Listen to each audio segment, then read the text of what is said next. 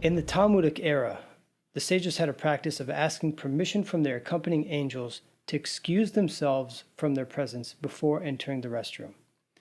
We don't have that practice anymore because it was really only meant for those who possessed true fear of heaven, the type of fear of heaven where the Shekhinah rests upon the individual.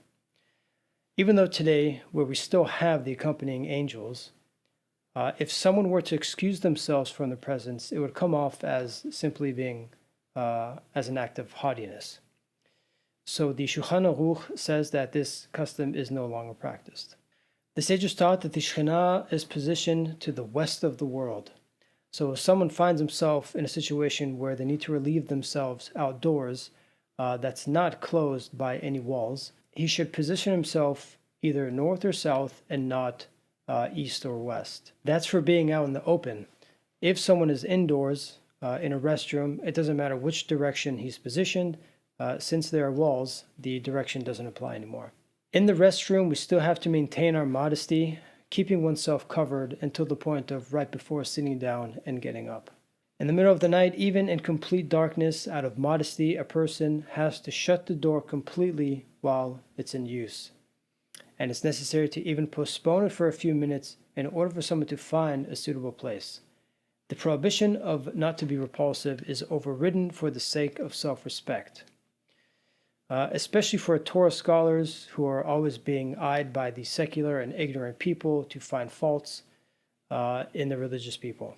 So, because the poskim included modest behavior as one of the Torah's mitzvot, this applies to everyone and not only Torah scholars. It's permitted to postpone the urge if it's for a medical treatment or examination.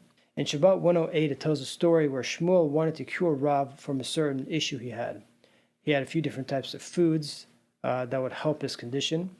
And once Rav consumed the food and he felt the urge to relieve himself, Shmuel actually went to block the way into the restroom because he wanted the healing substance found in these foods to absorb into the system and cure his problem. So from this we learn that postponing for medical reasons is allowed. The Talmud teaches that anyone who behaves modestly, even in a restroom, will be protected from three things: poisonous snakes, scorpions, and demons.